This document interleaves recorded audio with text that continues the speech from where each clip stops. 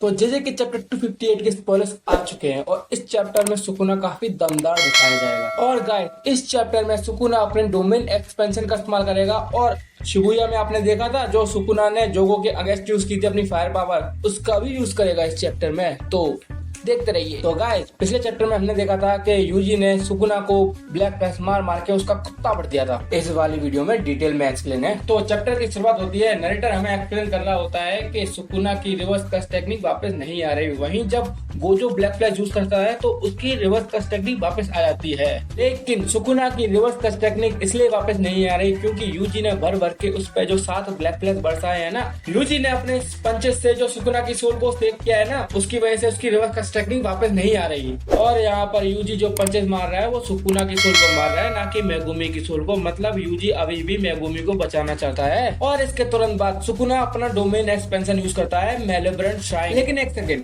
UG ने जो black plus मारे हैं उनका क्या? यहाँ पर नरेटर हमें बता रहा है कि किंग का डोमेन वापस आ चुका है विद इस फुल फॉर्म। और सुकुना अपने आसपास के एरिया में जो कुछ भी आ रहा है अपने स्लेसेस से उनको काटता जा रहा है। और सुकुना के जो डोमेन की रेंज है वो उतनी ही है जितनी पहले थी। मतलब यार यूजी ने जो 7 ब्लैक प्लस मारे थे उससे क्या उखाड़ा यार, कुछ समझ में ही नहीं आ रहा है यार। और फिर हमें एक फ्लैशबैक दिखाया जाता है जहाँ पर हकारी बता रहा होता है कि हमें रिवर्स कस्ट टेक्निक सीखना जरूरी है और डोमेन के अंदर जो भी हम काउंटर मेजर्स ले सकते हैं वो भी लेना जरूरी है। और इस पर चोजो बोलता है कि अगर बात रिवर्स कस्ट टेक्निक की है तो इस पर यूजी और मैं कुछ ना कुछ कर लेंगे। और ये सब बातें सुन के यूजी का रिएक्शन, ओह नो।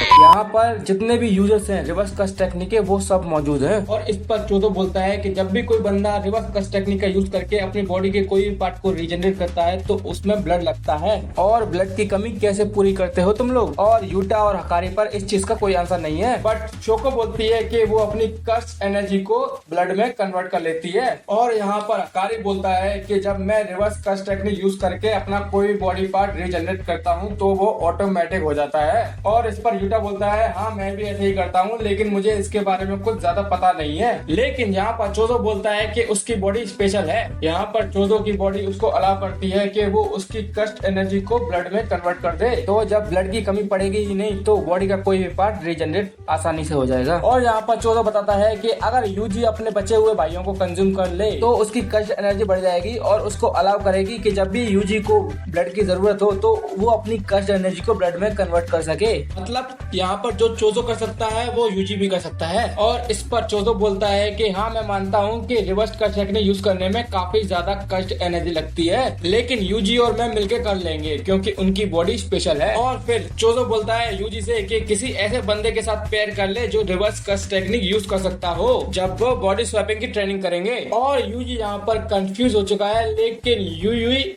उसको रिवील करता है कि जो यूई की जो टेक्निक है वो सोल स्वैपिंग में भी यूज हो सकती है। अगर इस कस्ट टेक्निक को सिंपल भाषा में समझाऊं तो मान लो तुम्हारे सामने 2 बंदे खड़े हैं, कुसाकाबे और यूजी। तो सोल स्वैपिंग करने के बाद जो यूजी की सोल है वो कुसाकाबे की बॉडी में चली जाएगी और जो कुसाकाबे की सोल है वो यूजी की बॉडी में चली जाएगी। और यहाँ पर कुसाकाबे बोलता है क्योंकि सुकुना ने यूजी की बॉडी पर कंट्रोल ले रखा था तो यूजी की बॉडी को याद होगा एक स्पेशल ग्रेट जोत्सु। तो यहाँ पर ये सब लोग मिलकर प्लान बनाते हैं कि यूजी और कुसाकाबे अपनी बॉडी को स्वैप करेंगे और कुसाकाबे की सोल यूजी की बॉडी के अंदर रहकर उसको सिखाएगी कि बेसिक कस्ट एनर्जी को मैनिपुलेट कैसे करते हैं। और हाँ, कुसाकाबे यूजी की बॉडी में जाकर उसको काफी सारे सिंपल डोमेन भी सिखाएगा। और इसी बीच यूई उनको टोकते हुए बोलता है कि यूई की जो कस्ट टेक्निक है वो महीने में सिर्फ 2 बार ही सोल को स्वैप कर सकती है। और गाइस फिर सीन शिफ्ट होता है फाइट अरेना में जहाँ पर यूजी यूज करता है new shadow style simple domain, Sukuna के डोमेन के खिलाफ एक सिंपल डोमेन, जिससे यूजी सुकुना के डोमेन के श्योर इफेक्ट से बच सके।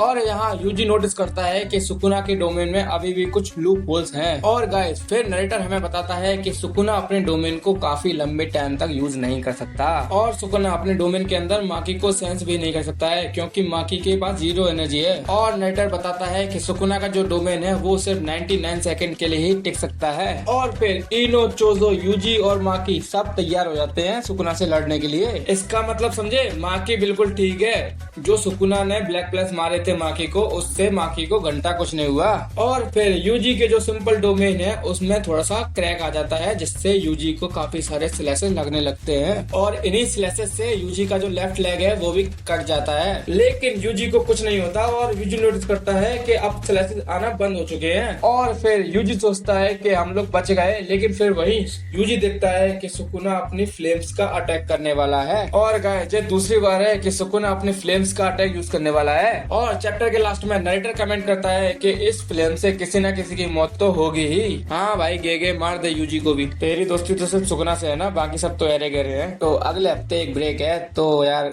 अगर अच्छा लगा वीडियो तो सब्सक्राइब कर लो यार। तब तक के लिए सयोनारा।